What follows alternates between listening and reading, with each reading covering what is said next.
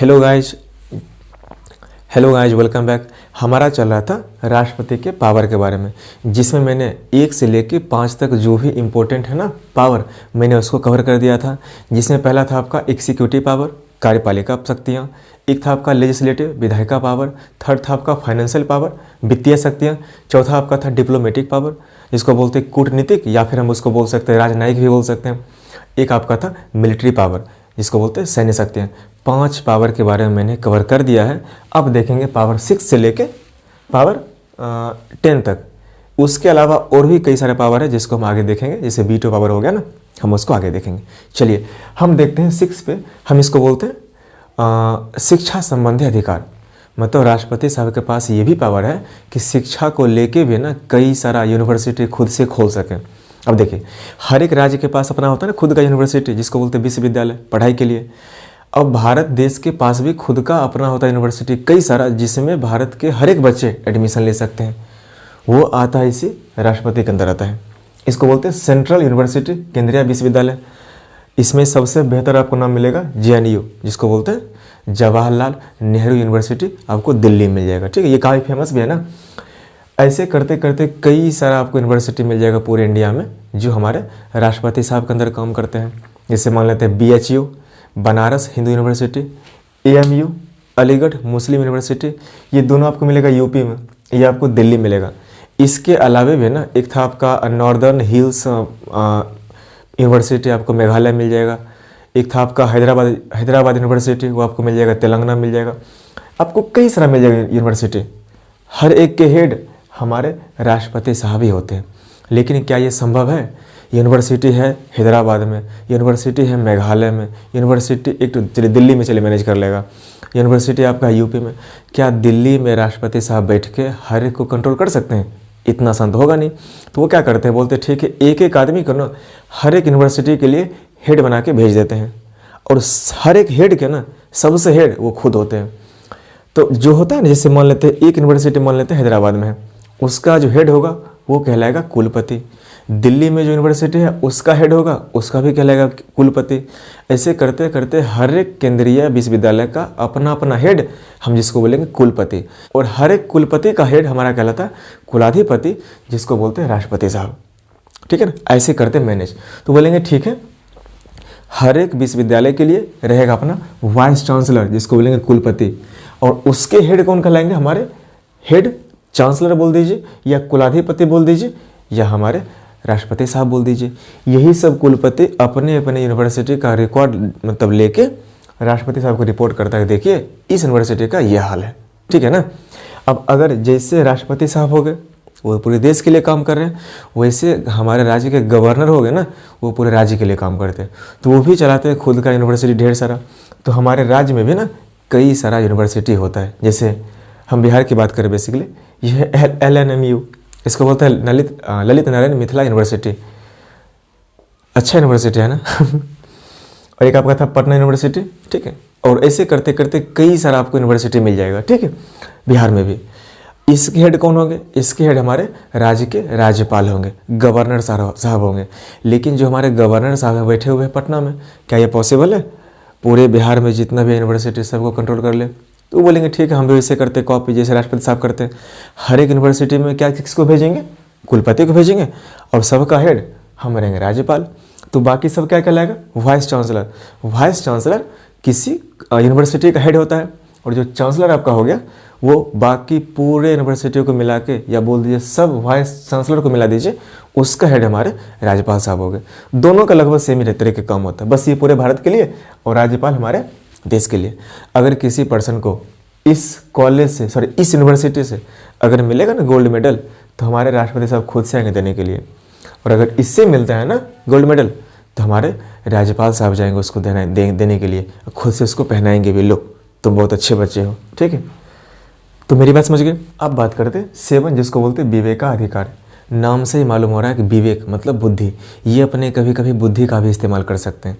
कहने का मतलब देखिए, जो भी हमारी सरकार है ना, सरकार कब बनती है? जब वो अपने आप को बहुमत साबित कर दे। मान लेते 545 MP पहुंच गया है लोकसभा में। अगर किसी पार्टी के पास जो 545 MP है उसका 50% यानी आधा, लगभग आपको मिलेगा 275। अगर 275 MP एक ही पार्टी का है ना, तो इसका मतलब वो सब एक सोच का है और वो बहुमत में आ गया है। इसका मतलब जनता उसको बहुत ज़्यादा पसंद करती है, तब वो बनाएगा अपना सरकार, ठीक है ना। लेकिन कभी कभी क्या होता है, उसी पार्टी का पर्सन किसी और में मिल जाता है तो बहुमत उसका घट जाता है ना, तब उसकी सरकार गिर जाती है, ठीक है। बाकी इसके बारे में आगे जानेंगे भी।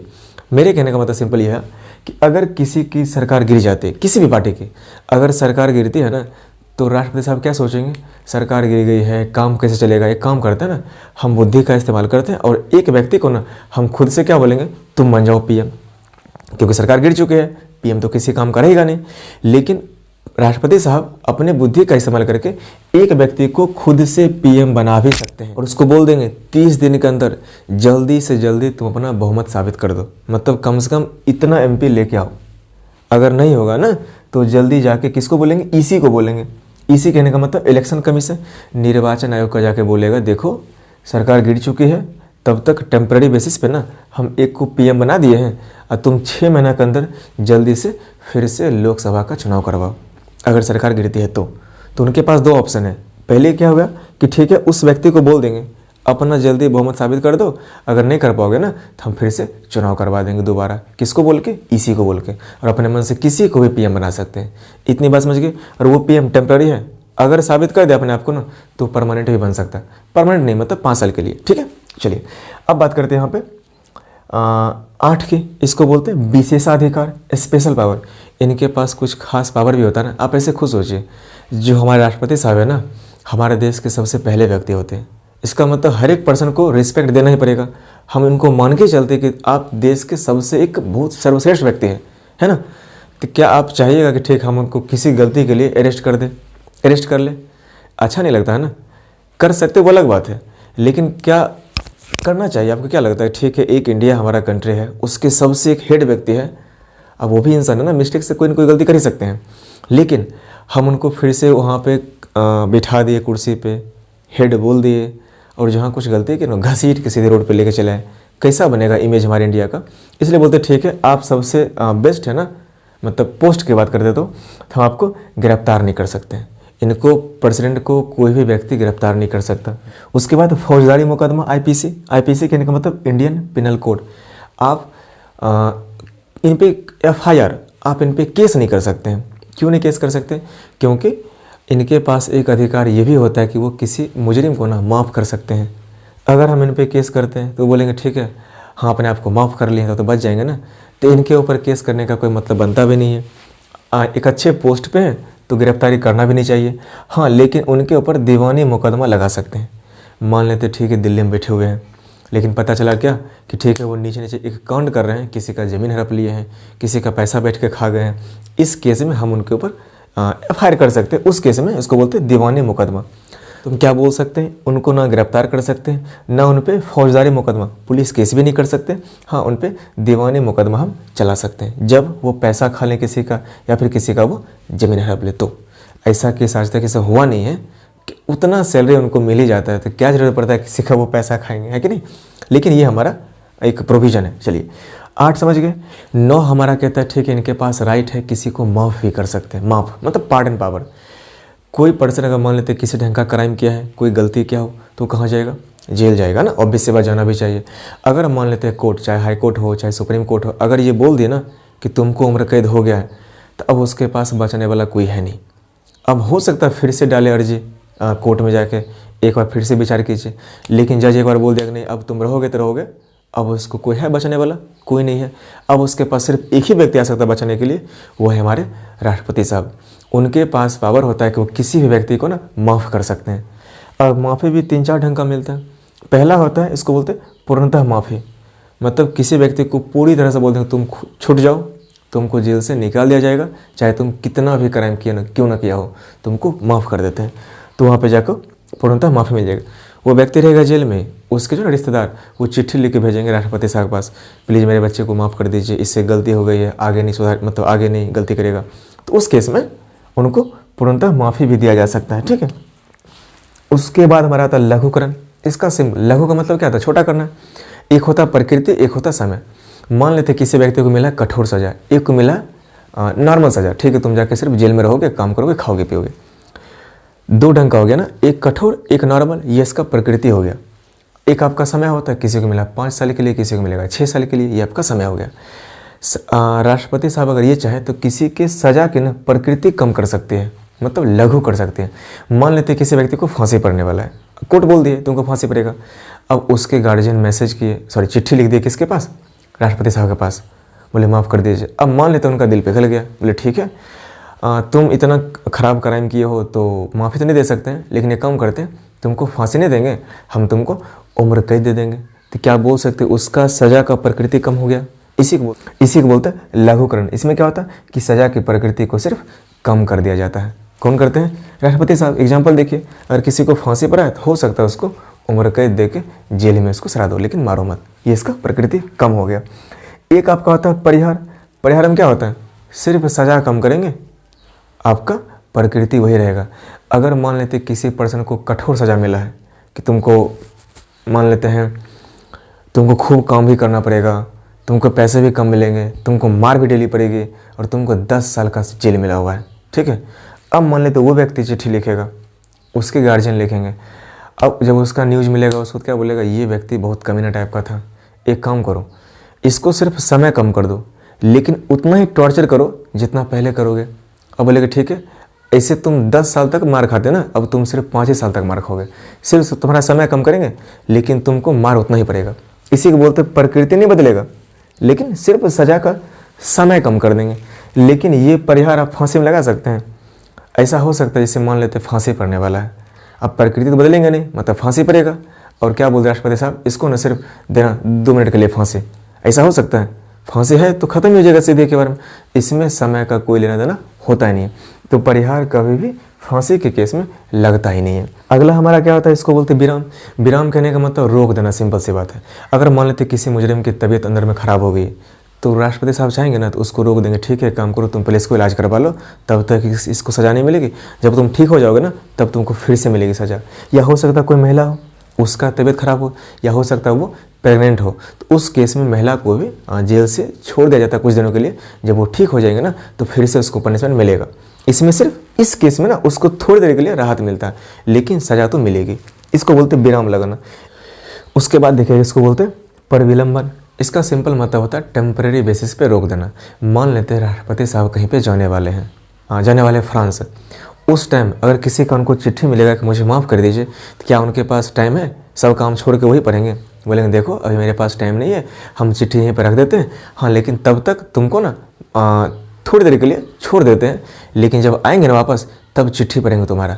अब देखें अगर तुम माफ़ करने के लायक रहोगे तो कर देंगे, नहीं तो तुमको जेल मिलेगा, ठीक है। तो उसको बोलते ठीक है, तुमको थोड़ी देर के लिए अस्थायी रूप से तुमको रोक लगा सकते तुम पे, ठीक है, क्योंकि राष्ट्रपति साहब अभी बिजी हैं इसलिए, ठीक है। उसके बाद ये काफ़ी इंपॉर्टेंट है, इसको बोलते इमरजेंसी, आपातकाल। मान लीजिए किसी एरिया में टेररिस्ट अटैक होने वाला है, तो आपको क्या लगता है उस एरिया का कैसा माहौल होगा? बिल्कुल हड़कंप मच जाएगा, लोग डर के मारे घर से निकलेंगे तक नहीं। तो उसी केस बेसिकली उसी को बोलते बेसिकली इमरजेंसी, मान लीजिए, ठीक है। अब 3 ढंग का होता है इमरजेंसी। अगर वैसा सिचुएशन पूरे देश में हो जाए, कल को अगर मालूम हो जाए ठीक है कंट्री पे एटम बम गिरने वाला है, ऐसे तो किसी का मजाल है नहीं गिरा पाएगा, ठीक है। ऐसे मान लीजिए इमेजिन करते हैं कि ठीक है एक मिसाइल गिरने वाला है इंडिया पे, क्या लगता है कहाँ गिरेगा नहीं गिरेगा किसी को पता है ये नहीं है, तो कैसा माहौल बन जाएगा? अफरा तफरी वाला मच जाएगा ना, इसी को बोलते हैं इमरजेंसी वाला, ठीक है, माहौल। तो 3 ढंग का होता है इमरजेंसी। एक को बोलते हैं नेशनल इमरजेंसी, इसको बोलते हैं राष्ट्रीय आपातकाल। जब ऐसा माहौल हो जाता है ना तो राष्ट्रपति क्या बोलते हैं, देखो अब कुछ नहीं करोगे, कोई जो भी करेंगे हम दिल्ली से ही करेंगे, पुलिस कोई काम नहीं करेगी ठीक से, मुख्यमंत्री भी काम नहीं करेंगे, जो भी करेंगे दिल्ली से। अब भारत सिर्फ एक हो गया है जिसका कंट्रोल दिल्ली के हाथ में है इस सिचुएशन को संभालने के लिए, ठीक है। तो राष्ट्रीय आपातकाल पूरे देश में लगता है, और ये जो आपका है ना ये कॉन्सेप्ट लाया गया है जर्मनी से, ये आपको आर्टिकल 352 में मिल जाएगा। फिर आपका आता है राजकीय आपातकाल। अगर सिर्फ हम एक ही स्टेट में लगाते हैं इमरजेंसी तो उसको बोलते हैं राजकीय आपातकाल, ये आपको 356 में ये भी कॉन्सेप्ट लाया गया था जर्मनी से। एक बोलते हैं वित्तीय आपातकाल, जिसको बोलते हैं फाइनेंशियल इमरजेंसी, ये आपका लाया गया है यूएसए मतलब अमेरिका से, जो आपका आर्टिकल 360 में दिया गया है। देखिए 352 4 जोड़ दीजिए 56, 4 जोड़ दीजिए 60, तो 52, 56, 60 ये आपका 3 मेन इमरजेंसी होता है जो राष्ट्रपति साहब के बिना परमिशन कभी लग ही नहीं सकता है। ठीक है, ये तीनों। ठीक है, चलिए अब बात करते हैं नेशनल इमरजेंसी होता क्या है। राष्ट्रीय आपातकाल कहने का मतलब सिंपल ये हो गया कि जब राष्ट्रपति ये चाहेंगे कि अब कोई भी राज्य का जो हेड है ना, मुख्यमंत्री रहेगा ही नहीं, अब सब एक राज्य का हेड जो है ना हम रहेंगे और दिल्ली से ही सब कुछ को मैनेज करेंगे, उस केस को बोलते हैं अब लग गया है राष्ट्रीय इमरजेंसी, मतलब राष्ट्रीय आपातकाल। ठीक है, ये आपका था आर्टिकल 352। उसके बाद ये लगेगा कब, ऐसा थोड़ी कि ठीक है जब मना है तब लगा दिए नेशनल इमरजेंसी। कभी कभी इसका होता है मिसयूज भी, ऐसा कोई बात नहीं, लेकिन हम ये थोड़ा सा बहुत खतरनाक भी होता है ना। कब होगा, जब मान लेते कोई भी कंट्री अगर हमारे कंट्री पे अटैक करने वाला हो तो उस केस में लग सकता है। दूसरी बात हो सकता है हमारे देश के नागरिक ही ना एक ऐसा माहौल बन जाए कि हर एक आदमी एक दूसरे को बिल्कुल मार काट रहा है, उस अशांति के माहौल में, या जब बिल्कुल सशस्त्र मतलब बिल्कुल हथियार के साथ सब बिल्कुल घूम रहा है, तो उस केस में क्या लग जाएगा, राष्ट्रीय आपातकाल। क्योंकि तब पुलिस कुछ नहीं कर पाएगी, पुलिस उसके पास क्या उतना कैपेसिटी होता है उसके पास। ठीक है, उसके बाद देखिएगा जैसे ये सब माहौल हो जाएगा ना, तब राष्ट्रपति साहब क्या बोलेंगे, अब लगाना है राष्ट्रीय आपातकाल। लेकिन ऐसा नहीं कि ठीक है वो आएंगे पेपर पे साइन करेंगे लग जाएगा, ऐसा नहीं। उसके लिए वो क्या करेंगे, पहले मंत्रिमंडल से जाके पहले सलाह लेंगे। अब ये क्या होता है मंत्रिमंडल, मंत्रियों का मंडल मंत्रिमंडल कहलाता है। अब सिंपल समझिए, जिसकी भी सरकार है ना, वो सरकार क्या करती है, अपना अपना मेन मंत्री का ग्रुप बनाती है। जैसे हो गया आपका कैबिनेट मिनिस्टर, इसके बारे में आगे भी जानेंगे, आप सिंपल समझिएगा। मंत्रियों का कुछ खास ग्रुप होता है जो किसी खास काम को करती है, ठीक है ना, उसको बोलते हैं मंत्रिमंडल। राष्ट्रपति साहब जाएंगे उसके पास, उससे पूछेंगे देखो देश का माहौल ख़राब हो चुका है, क्या चाहिए बताओ, लगा दे इमरजेंसी। अब ये सब मिलके विचार करेगा, बोला ठीक है सोच रहे हैं। अब सब मंत्री मिलके विचार करेगा, राज्यसभा भी करेगा, लोकसभा भी करेगा। अगर 2/3 वोट से अगर वो बिल पास हो गया ना, अब राष्ट्रपति साहब क्या करेंगे, साइन कर देंगे।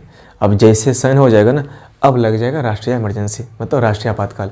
इस केस में सिंपल समझिएगा, पुलिस के पास उतना पावर होता नहीं है, आर्मी जगह जगह जाके घूमेगी ना, आप घर से बाहर निकल तक नहीं सकते, कभी कभी ऐसा माहौल हो जाता है यहाँ पे, ठीक है ना। तो वैसा हमारा राष्ट्रीय आपातकाल होता है। उसके बाद देखिए, अब मान लेते हैं कोई कंट्री है, हमारे कंट्री के ऊपर अटैक कर दिया है, तो क्या अब राष्ट्रपति साहब के पास टाइम है कि एक चिट्ठी लिखेंगे भेजेंगे लोकसभा में और बोलेंगे तुम विचार करो लगाएं कि नहीं लगाएं, उतना टाइम है?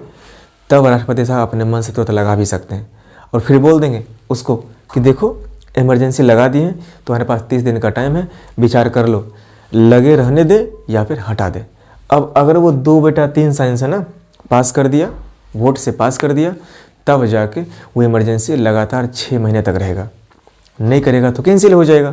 लेकिन अगर मान लेते 6 महीना तक लगा हुआ है और अभी माहौल ठीक नहीं हुआ है, तो अगर चाहेंगे तो फिर से 6 महीने के लिए बढ़ा सकते हैं।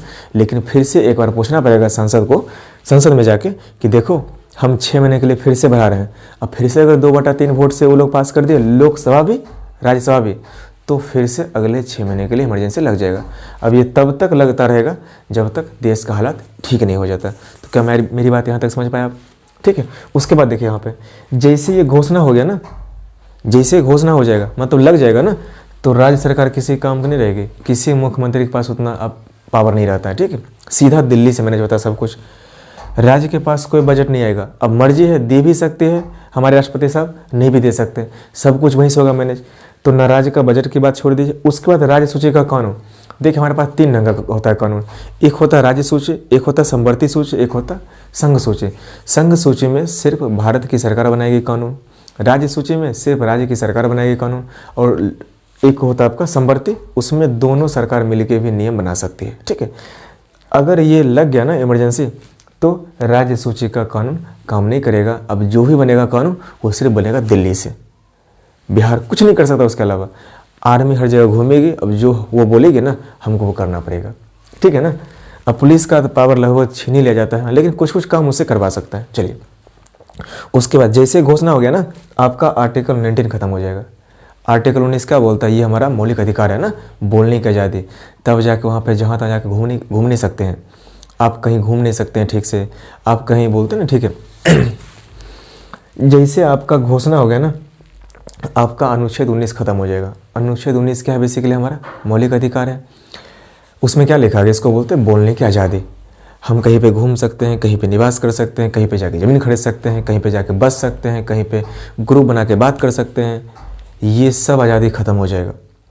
देश का माहौल ख़राब है ना, आप जाके चिल्ला के बोलोगे ठीक है ये हमारी अभिव्यक्ति का आज़ादी है, मुझे बोलने की आज़ादी है, पहले देश तो ठीक होने जाने दो।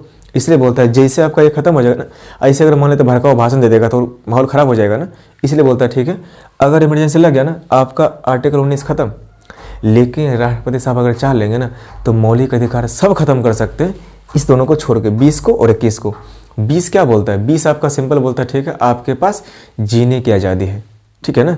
और 21 क्या बोलता है आपका, 21 आपका सिंपल ये बोलता है कि ठीक है दो सीधे में संरक्षण, मतलब आपको एक सज़ा का सिर्फ एक ही बार मिलेगा, एक गलती का सिर्फ एक ही बार मिलेगा सज़ा। एक था आपका ठीक है जिसमें आप गलती किया ना उस समय का जो कानून है उसके अनुसार मिलेगा सज़ा। बस आप 2 नियम मत छीनिए उससे, बाकी आप सब कुछ बंद भी करवा सकते हैं। 20 हो गया था जीने का आज़ादी, जब ये भी छीन ही लेगा तो मर ही जाएगा ना सब आदमी, ठीक है। तो मुझे सिर्फ 20 और 21 हर हाल में चाहिए, उसके अलावा हमारा सब मौलिक अधिकार खत्म हो सकता है इस राष्ट्रीय आपातकाल के केस में, ठीक है ना। उसके बाद देखिएगा यहाँ पे सिर्फ अब जैसे मान लेते हैं पीओके हमारा है ना, पाक ऑक्यूपाइड कश्मीर, अगर मान लेते वहाँ से अटैक होता है तो उसकी वजह से हो सकता है सिर्फ हरियाणा हो, पंजाब हो, जम्मू कश्मीर हो और थोड़ा बहुत तक राजस्थान और दिल्ली, यहाँ फ़र्क पड़ेगा ना। तो क्या ज़रूरी है कि जो नीचे में केरला वाले लोग हैं वहाँ पे भी ये पाबंदी लगा देना।